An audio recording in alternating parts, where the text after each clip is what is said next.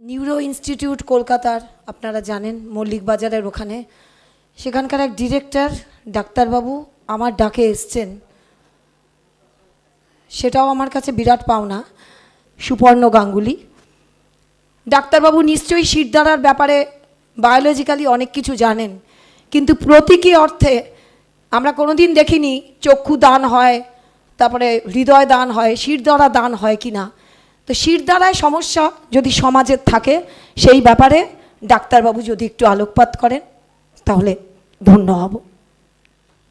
Actually মানে পরিবেশটাই এতটা ইমোশনাল হয়ে গেছে যে কতটা আমি ঠিক করে বলতে পারবো সেটা আমি নিজেই জানি না। কারণ ইউজুয়ালি আমরা লেকচার দিই, কনফারেন্স অ্যাটেন্ড করি, সেখানে মেডিকেল নিয়ে বলা হয়, কিন্তু আজকে এমন একটা এনভায়রনমেন্ট হয়ে গেছে যেখানে আমি চেষ্টা করব যতটা মানে আমি আমার থটস শেয়ার করতে পারি। যদি কোথাও আমার ভুল হয়ে যায় মাফ করবেন। ফার্স্টেই আমি প্রত্যেককেই বিনম্র প্রণাম জানাই, আপনাদেরও, ম্যাডামকে এবং অবভিয়াসলি স্যারকে। Actually, we have met in sorrow today and in deep gratitude. Kano? Just to remember and celebrate Sir's life. Honestly bolte gele স্যারকে আমি কোনোদিন চোখে দেখিনি, মানে ফেস টু ফেস আমি কোনোদিন ওনাকে মিট করিনি, কিন্তু আরজিকর কাণ্ডের পরে আমরা কেন, পুরো দেশ এবং অবভিয়াসলি পুরো international community was in a shock. তো সেই সময়ে স্যারকে আমি দেখেছি প্রচুর ডিবেট শোজে, পাবলিক ফোরামে, অ্যান্ড অনেস্টলি স্পিকিং ওনার বেশ কিছু ওয়ার্ডস স্টিল রিভারবারেট। হ্যাঁ, মানে আমি সত্যি কথা বলতে গেলে বেশ কিছু কথাতে আমি আই ওয়াজ ভেরি ইন্টারেস্টেড কি এই ভদ্রলোক মানে হিস্ট্রিটা জানার জন্য। তো আই রেড অ্যাবাউট হিম। তারপরে আমি জানতে পারি যে ওনার পাস্ট হিস্ট্রি, মানে কোন পজিশন থেকে উনি রিটায়ার করেছিলেন। অবভিয়াসলি উনি সিআরডিতে ছিলেন, সেটা আমি জেনেছি। কেউ সিআরডির মতন জায়গাতে কম্পিটেন্ট বা ইন্টিগ্রিটি না থাকলে বা ওই ধরনের ডিগনিটি যদি কেউ না রাখতে পারে, একটা ইন্টেলিজেন্স ডিপার্টমেন্টে থাকা I think is very very difficult. যখন আমাকে ম্যাডাম ফোন করে বললেন যে ডাক্তারবাবু আপনাকে একটু এই টপিকের ওপরে বলতে হবে, অ্যাকচুয়ালি আই ওয়াজন্ট শিওর কি আমি কি বলবো। বাট যখন উনি আমাকে এটা রিকোয়েস্ট করেছেন, আমি ওনাকে প্রমিস করেছিলাম যে আমি আসবো, নিশ্চয়ই টপিকের ওপর বলবো এবং চেষ্টা করব যে মেডিকেল এবং পুলিশ সার্ভিসের মধ্যে, এই দুটোর মধ্যে সোসাইটিকে নিয়ে কতটা যে সাপোর্টিং হ্যান্ডস আমরা দেওয়ার চেষ্টা করি, সেখানে পঙ্কজ দত্তের স্যারের মতন মানুষেরা কোন লেভেলে আমাদেরকে নিয়ে যেতে পারেন, এই জিনিসটাই কিন্তু ওনার কাছ থেকে শেখার। অ্যাকচুয়ালি আজকে আমরা ওনার লাইফ নিয়ে ডিসকাশন করতে আসিনি। অ্যাকচুয়ালি আজকে আমরা এসেছি উনি যে এক্সাম্পল সেট করেছেন সেটাকে আমরা যদি নিয়ে যেতে পারি, সেটাকে আমরা যদি কিছুটা ইমবাইব করতে পারি, আই থিঙ্ক তাতে সোসাইটির লাভ। কিছু কিছু মানুষ আছে যাদের কাছে জবটা জাস্ট একটা ডিউটি নয়, it's basically a sacred truth for them. উনি রিটায়ার করেছেন আমার যতদূর মনে হয় 2011 সালে।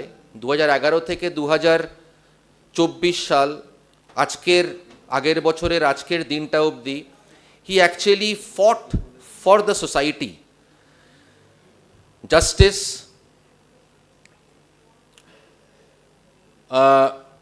Public safety and commitment, governance, এইসব নিয়ে উনি আমাদেরকে লাস্ট 10 বছরে অনেক কিছুই মিডিয়ার থ্রু দিয়ে, পাবলিক শোজের থ্রু দিয়ে আমাদের কিন্তু শিখিয়েছেন।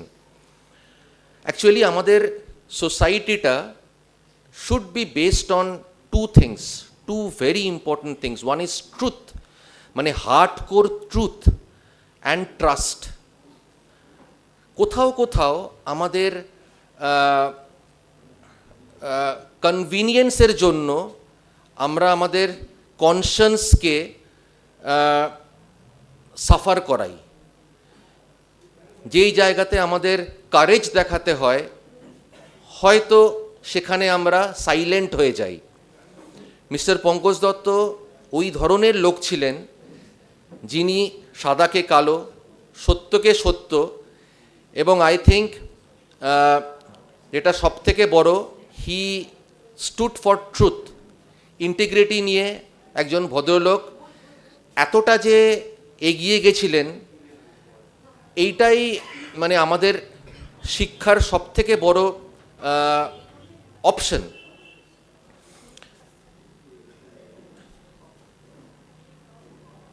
সত্যি কথা বলতে গেলে আমি একজন medical professional, I deal with rehabilitation. হ্যাঁ, হয়তো রিহ্যাবিলিটেশন শুনলে আপনাদের মনে হবে যে অ্যালকোহল, ড্রাগস বা না, আমরা ডিল করি human rehabilitation. I am basically a neuro rehabilitation specialist, medicine specialist. আমরা ডিল করি পেশেন্টসদের যাদের ধরুন স্ট্রোক হলো, স্পাইনাল কর্ড ইনজুরি হলো, পার্কিনসন্স, মাস্কুলোস্কেলেটাল ইনজুরি, নানা ধরনের ইনজুরি। অ্যাকচুয়ালি আমরা হলাম ইনজুরি আর ইমপ্রুভমেন্টের মধ্যে একটা ব্রিজ। পুলিশ সোসাইটিও একই ধরনের, এনাদের ললেসনেস আর পিসের মধ্যে এনারা একটা ব্রিজ। পুলিশ আর আমাদের লাইফটা অনেকটা একই টাইপের, অনেকটা আমাদের থ্যাঙ্কলেস জব। চেষ্টা করি সারাদিন, হয়তো মানে বহু পেশেন্টসরা ভালো হয়ে যান, কিন্তু অনেক সময় কিছু একটা মিস্টেকের জন্য কেউ কিন্তু আমাদেরকে ছেড়ে কথা বলে না। আমি জাস্ট 2-3টে এক্সাম্পল দিয়ে কথা বলতে চাই। যেহেতু আজকের টপিকটা শিরদাঁড়ার খোঁজে, ইংলিশে যাকে বলা হয় স্পাইনাল কর্ড, আমাদের সোসাইটিও কিন্তু একটা হিউম্যান বডির মতন। সোসাইটিতে নার্ভস আছে যার থেকে আমাদের ইমোশনস হয়, সোসাইটিতে মাসেলস আছে যেটা আমাদের স্ট্রেংথ দেয়, একটা হার্টও আছে যেখানে কম্প্যাশনটা হয়, কিন্তু যেটা সব থেকে ইম্পর্টেন্ট সেটা কিন্তু দ্য স্পাইনাল কর্ড। এই শিরদাঁড়া যদি ভেঙে যায়, এটা কিন্তু আমাদেরকে ঠিক করতে হবে। ফার্স্ট জিনিস হচ্ছে শিরদাঁড়াটাকে যাতে না ভাঙে। শিরদাঁড়া আমাদের কি দেয়? সাপোর্ট দেয়, ডিগনিটি দেয় এবং ইন্টিগ্রিটি দেয়, ব্যালেন্স দেয়। সোসাইটিও কিন্তু আমাদের একটা হিউম্যান বডির মতন। সোসাইটির যদি স্পাইনে আঘাত লাগে, সোসাইটি কিন্তু ভেঙে যাবে। Public trust goes for a toss. Harmony, পুরো হারমোনি হয়ে যায় সোসাইটিতে। সব থেকে বড় কথা, হোপ অ্যান্ড পিস দুটোই কিন্তু হুইল চেয়ার বাউন্ড হয়ে যায়।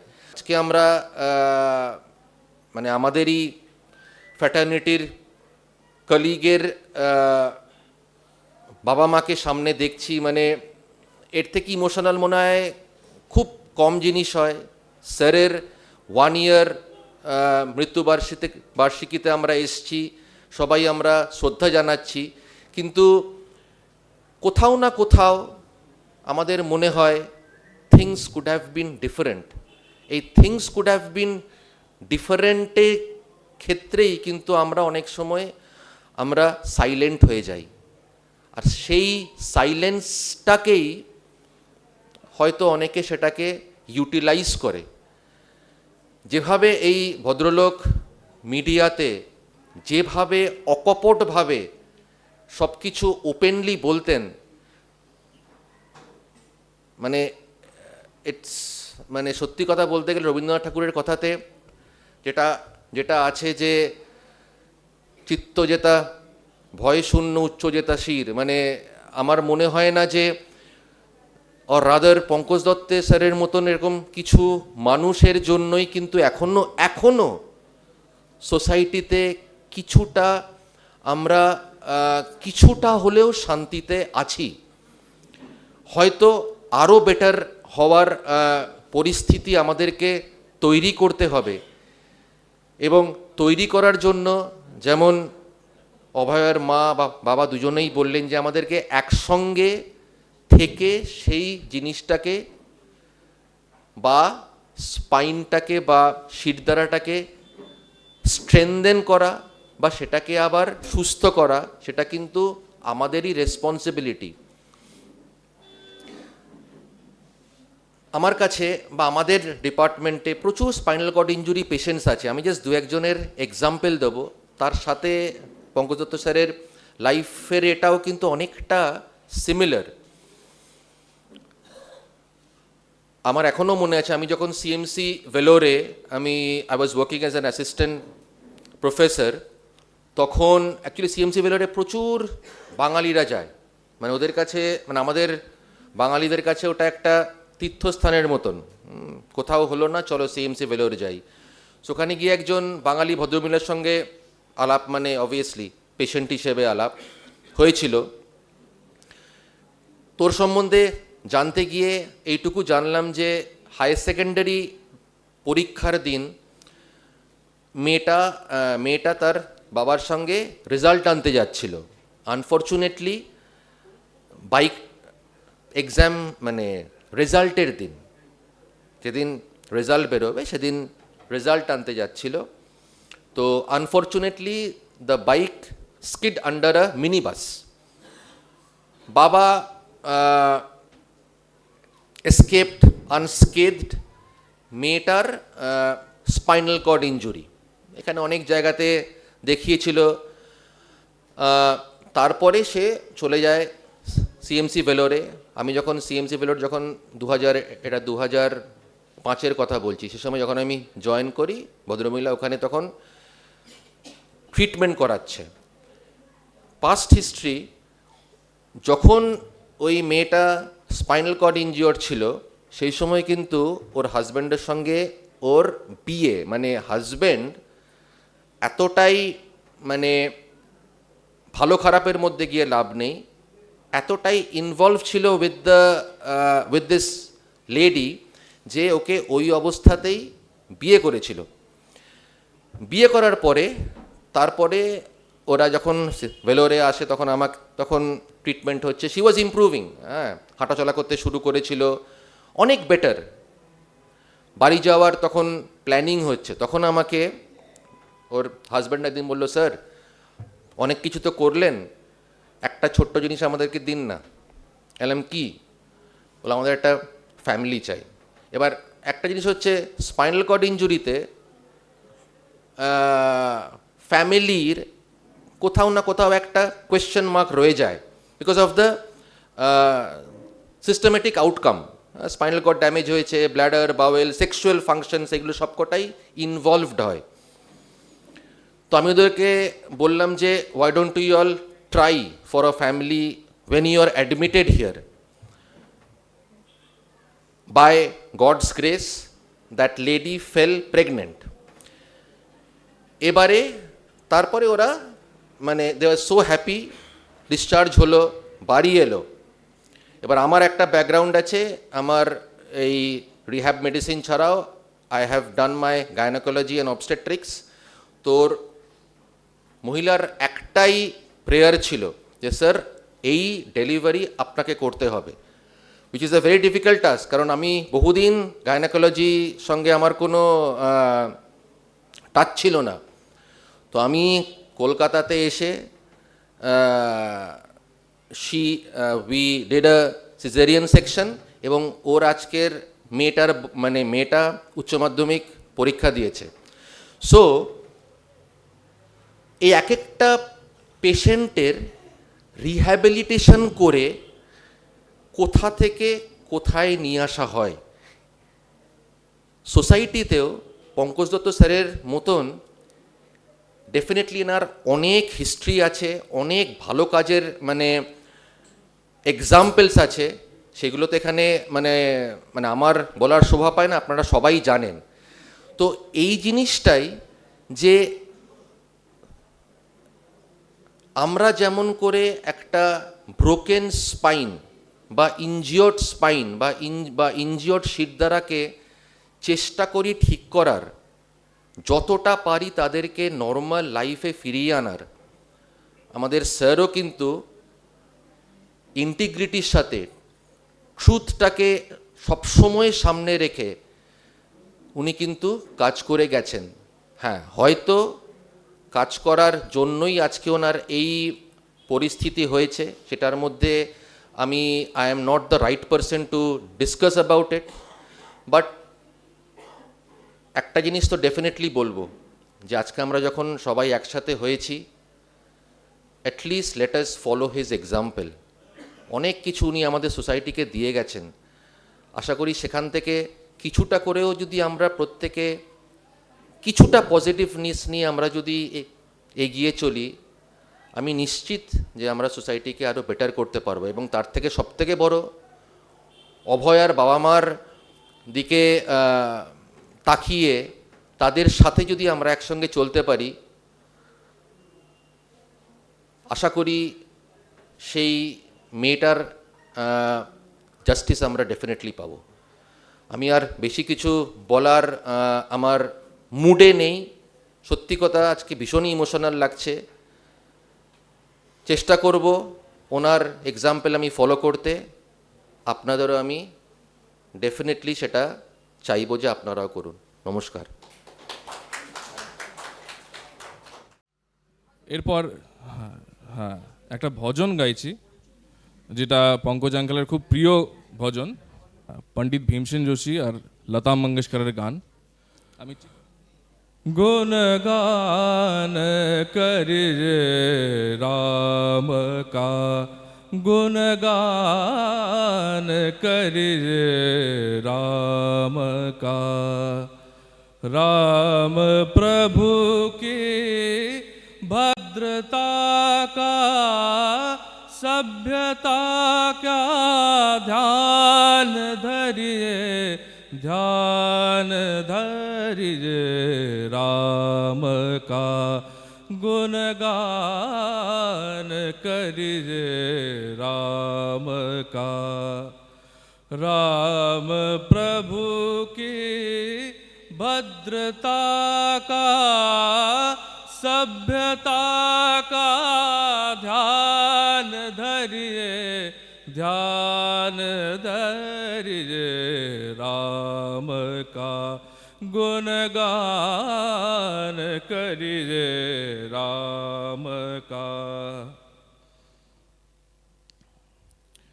सगुण ब्रह्म स्वरूप सुंदर, सगुण ब्रह्म स्वरूप सुंदर, सुजल रंजन रूप सुख कर, सुजल रंजन रूप सुख कर, राम आत्मा, राम आत्मा, राम का सम्मान करिए, ध्यान धरिए, राम का गुणगान करिए राम का।